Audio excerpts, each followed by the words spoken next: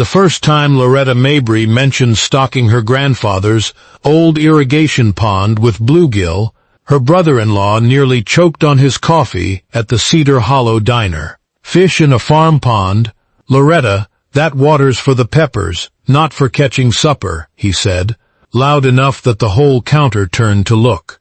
A few of the regulars chuckled into their mugs. By Monday, half the county had heard that the widow out on Persimmon Road had lost her mind and gone fishing instead of farming. She didn't argue back. She had learned, over 53 long years of living in Cedar Hollow, that explaining yourself to people who had already made up their minds was like trying to fertilize concrete. She simply smiled, paid for her coffee, and drove the 11 miles back to the 3 acres she had inherited from her grandfather, Earl Whitcomb, a man who had built that irrigation pond by hand in 1962 and never once apologized for an unconventional idea in his life. The land had come to her 2 years earlier, after her husband Dale passed and her children had grown and scattered to Atlanta and Charlotte. She could have sold it. A developer from the next county had offered a fair price, enough to buy a tidy condo near her daughter and never touch a hoe again. But something about the cracked earth and the overgrown pepper rows pulled at her. Earl used to say that dirt remembered who loved it. Loretta wanted to find out if that was true. Cedar Hollow was the kind of town where news traveled faster than the mail truck. By the time Loretta stopped at the gas station that same afternoon, the attendant had already heard 3 different versions of the story, one of which had her stocking the pond with catfish big enough to pull a child off the bank. She laughed it off, because laughing was easier than correcting strangers, and because she had a feeling that whatever they imagined now would look small compared to what actually happened. She started small that first spring, replanting the long-neglected rows with cayenne, jalapeno, and a stubborn little heirloom variety called Hollow Fire that Earl had saved seed to the plants grew, but not well. The soil was tired, and the irrigation pond that fed her drip lines through an old gravity system had turned a thick, soupy green by July, choked with algae and mosquito larvae thick enough to hear humming from 20 feet away. She hauled water samples to the county extension office, more out of frustration than hope. That was where she met Dr. Priya Anand, the newly hired aquaculture and water quality specialist, fresh out of a graduate program and eager to prove herself in a county that had never had much use for fish. Science. Priya looked at Loretta's water sample under a scope, then looked up with an expression somewhere between concern and excitement. "Your pond is basically a fertilizer factory that's stuck in idle," she said. "All this organic matter, all this nitrogen and phosphorus runoff from the fields above you, it's just sitting there feeding algae instead of feeding anything useful. You need something to eat through that bloom, and turn it into something your peppers can use." "Like what?" Loretta asked. "Bluegill," Priya said. "They graze on algae, they eat mosquito larvae and insect pests, and their waste becomes a slow, steady source of nutrients that filters down through your system every time you irrigate.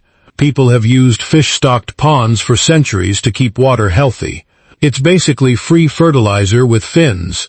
It sounded almost too simple, which is exactly the kind of idea that gets a sensible person laughed at in a small town. But Loretta thought about her grandfather, who had once flooded half a field on purpose, because he swore standing water in early spring brought worms to the surface and birds to eat them and droppings to feed the soil, and who had been right every single time, no matter how many neighbors shook their heads at him over the fence line. She ordered 200 bluegill fingerlings from a hatchery 3 counties over, picked them up in a tank in the bed of her late husband's pickup, and released them into the pond on a cool April morning, while a single curious heron watched from the bank like it, too, doubted her judgment. Word got around fast.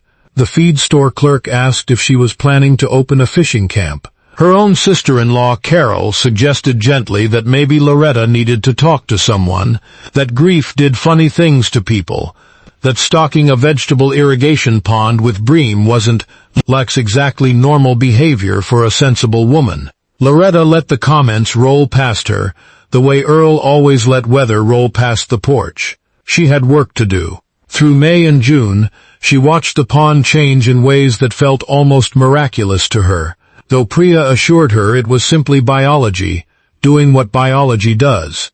The thick algae bloom thinned within weeks, as the bluegill grazed it down. The water cleared to a soft amber green instead of pea soup. The deafening whine of mosquitoes around the bank quieted to almost nothing, since the fish made quick work of the larvae before they ever had a chance to take wing. And when she pumped water through the drip lines into her pepper rows, something in the soil seemed to wake up. By the 4th of July, the difference was impossible to ignore, even for the skeptics. Loretta's hollow fire peppers, the same stubborn heirloom variety that had limped along for 2 summers, were suddenly a wall of deep green, chest-high, heavy with blossoms, and the first green fruit of the season. Her jalapeno rose, usually patchy with yellowing leaves by midsummer, stood thick and glossy. Even her cayenne, which she had nearly given up on the year before, was throwing out new growth faster than she could stake it. Her neighbor Hank Dempsey, who farmed the adjoining 60 acres and had been the loudest voice at the diner counter calling her the fish lady all spring, drove over uninvited one humid evening in July, supposedly to borrow a wrench. He stood at the edge of her pepper field for a long, quiet minute, hands on his hips, looking at plants that dwarfed his own. "What in the world have you been doing different?" he finally asked, squinting at her plants, as if they might explain themselves. "Same thing my granddaddy always did," Loretta said, listening to the land instead of arguing with it. She didn't mention the bluegill outright. She wanted to see if the harvest would speak for itself first. It did, louder than she ever expected. By late August, Loretta's pepper rows were producing at a rate that even she struggled to keep up with. She brought in her grown son, Tucker, who took unpaid leave from his job in Charlotte for 2 weeks just to help with the picking, and even then they fell behind some days, baskets overflowing on the porch by sundown. She started selling at the Saturday farmers market in town, and word of the unusually heavy, unusually flavorful, hollow fire peppers spread faster than any gossip about her fish ever had. Customers who had laughed about the fish lady in June were now driving out to Persimmon Road in September, asking if she had any peppers left. The County Agricultural Extension Office, prompted by Dr. Priya Anand, asked to weigh and document Loretta's total yield for the season, partly out of genuine scientific curiosity, and partly, Loretta suspected, because Priya wanted proof for her own research. Crates were brought out to the field on a borrowed flatbed, and for 3 afternoons in a row, Loretta, Tucker, and a pair of extension volunteers weighed basket after basket on a certified scale, while Priya logged every number into a spreadsheet she kept refreshing as though she didn't quite trust her own eyes. When the final numbers came in at the end of the season, even Priya seemed stunned.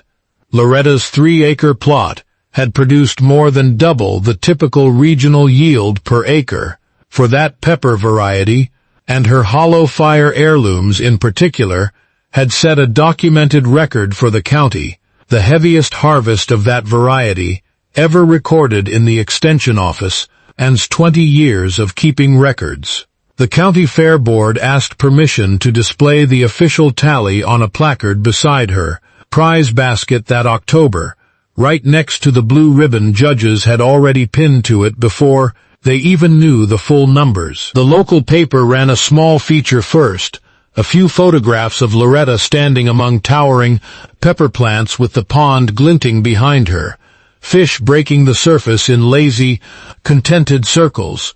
Then a regional farming magazine picked up the story, intrigued by the idea of an unconventional, low-cost natural fertilization method succeeding where commercial fertilizer regimens on neighboring farms had only managed average results. Dr. Anand used Loretta's pond as a case study in a presentation to other extension offices across the state, crediting a Cedar Hollow grower's instinct and willingness to try something her neighbors thought was foolish, for proving out a method that had mostly lived in old farming journals and forgotten practices. Hank Dempsey, to his credit, was the first neighbor to ask Loretta if she would help him set up something similar on his own property the following spring. He showed up at her porch with a 6-pack of sweet tea instead of beer, since he knew she didn't drink, and admitted, a little sheepishly, that he had spent half the summer telling people she'd lost her mind, and the other half wondering how her plants kept getting taller than his. "I reckon I owe you an apology," he said, turning his cap over in his hands like a man unused to admitting he'd been wrong about anything. "You owe me nothing," Loretta told him. "Just bring me some fingerlings in the spring, and we'll call it square." By the following year, 3 other farms along Persimmon Road had stocked their own irrigation ponds with bluegill, each working with Dr. Anand to monitor water quality and yields. The county extension office started referring to the practice informally as the Mabry method, much to Loretta's quiet embarrassment, since she insisted she had only borrowed an old idea that smarter people than her had likely known about for generations. Dr. Anand eventually turned the collected data from those 4 farms into a short paper presented at a regional water and agriculture conference, citing Loretta by name as the grower whose curiosity had reopened a line of research the office hadn't touched in decades. What changed most, though, wasn't just the soil or the yields. It was the way the town looked at her. The same diner counter that had once snickered about the widow on Persimmon Road, who'd gone fishing instead of farming, now greeted her with genuine warmth when she came in for coffee, and more than a few people asked her advice before making decisions on their own land. Her sister-in-law Carol, who had once worried aloud that grief was clouding Loretta's judgment, became one of her most enthusiastic customers at the farmer's market. Buying jars of the hot sauce Loretta eventually started bottling from the surplus harvest, a fiery little blend she named Earl's Revenge, in honor of her grandfather. Carol even kept a jar on her own kitchen counter year-round, telling anyone who visited that her sister-in-law had practically invented a new way to farm. The hot sauce business grew slowly but steadily over the following 2 seasons, first sold only at the local market, then picked up by a small specialty grocer in the next town, then eventually stocked in a handful of shops across 3 counties. A regional chef even called once, asking if Loretta could supply enough hollow fire peppers fresh for a tasting menu, and she politely told him she'd think about it, mostly because she liked that someone had finally asked instead of assumed. Loretta kept the operation modest by choice. She wasn't awkward, interested in scaling up into something that would swallow the quiet rhythm of her days. The early mornings checking on the pond, the satisfaction of watching her son, and, eventually, her granddaughter learn to pick peppers without bruising them. The simple pleasure of standing at the water's edge in the evening and watching the bluegill rise to feed as the sun dropped behind the tree line. Tucker eventually left his job in Charlotte for good, moving back to Cedar Hollow with his wife, to help his mother expand the pepper operation onto a 4th acre and to formalize the hot sauce label into a small but proper family business. He liked to tell people, half joking, that he owed his career change to a pond full of fish that everyone in town had once considered the silliest idea anyone had ever heard. His daughter, Loretta's only grandchild, grew up spending her summers on Persimmon Road, learning to tell a ripe hollow fire pepper from a green one by smell alone, and learning, long before she understood the whole story, that the quiet pond behind the house was somehow the reason the family had everything it had. Loretta herself never made much of the attention. When the regional magazine asked her, for a follow-up piece a few years later, what she wanted readers to take away from her story, she thought about it for a long moment before answering. "People will laugh at almost anything they haven't tried themselves," she said. "My granddaddy taught me that the land doesn't care what the neighbors think. It only cares whether you're paying attention. I just paid attention, and I let some fish do what fish do. The peppers did the rest. She still keeps the pond stocked every spring, still watches the heron return every April to glare at her from the bank as though it, too, remains unconvinced. And every September, when the hollow fire peppers come in heavy and glossy and impossible to keep up with, she sets aside the first basket for her grandfather's old tool shed, a small private tradition nobody else fully understands, a quiet thank you to the man who taught her that the best ideas in farming, and maybe in life, often look a little foolish, right up until the harvest proves them true. These days, when newcomers to Cedar Hollow hear the story secondhand at the diner counter, about the widow who stocked her irrigation pond with bluegill and went on to set a county record with her peppers, they sometimes ask if it's really true, or if it's just one of those tall tales small towns like to tell about themselves. The old-timers at the counter just smile, the way people do when they were there to see it happen, and point them toward Persimmon Road, where the pond still glints in the morning light, the fish still rise at dusk, and the peppers, every single year, still come in heavier than anyone but Loretta ever expects.